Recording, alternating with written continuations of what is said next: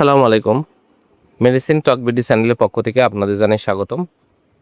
আজকে আমি যে মেডিসিনটি নিয়ে আপনাদের সামনে হাজির হয়েছি সেটার নাম হলো ক্যান্ডি ফাস্ট ক্যাপসুল, যার মধ্যে রয়েছে ইট্রোকোনাজল 50 মিলিগ্রাম, যেটি এভারেস্ট ফার্মাসিউটিক্যালস লিমিটেডের একটি ঔষধ।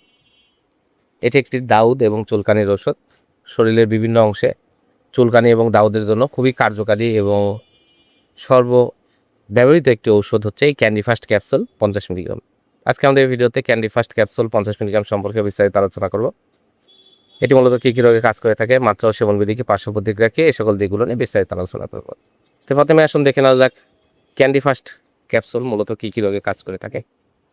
এটি সাধারণত candidiasis, tinea pedis, tinea cruris, tinea corporis, এছাড়া ভ্যাজিনাল ক্যান্ডিয়াসিস বা ফাঙ্গাল ইনফেকশন, ফাঙ্গাল বিভিন্ন ফাঙ্গাস শরীরে, একজিমা, দাউদ, 2 রানের কুচকিতে চুলকানি, শরীরের বিভিন্ন অংশে চাকা চুলকানি, দীর্ঘদিন যাবৎ চাকা চুলকানো, শরীরের বিভিন্ন অংশে চাকা চাকা হয়ে যাওয়া চুলকানোর জন্য খুবই কার্যকারী একটি মেডিসিন হচ্ছে এই candy fast capsule 50 milligram.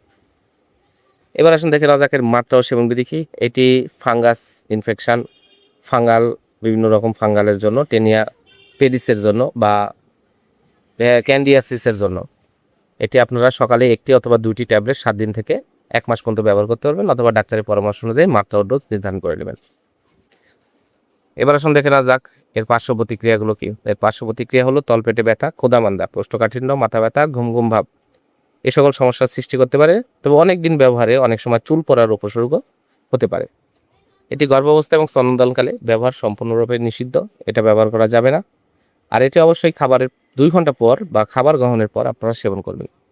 Candy fast capsule 50 milligram, প্রতিটির দাম 10 টাকা। আপনার হাতের কাছে যে কোনো ফার্মেসিতে ক্যান্ডি ফাস্ট ক্যাপসুলটি পেয়ে যাবেন। ধন্যবাদ আমার ভিডিওটি দেখার জন্য। পরবর্তী ভিডিও পেতে আমার চ্যানেলটিকে সাবস্ক্রাইব করুন এবং পাশে থাকা বেল আইকনটিকে প্রেস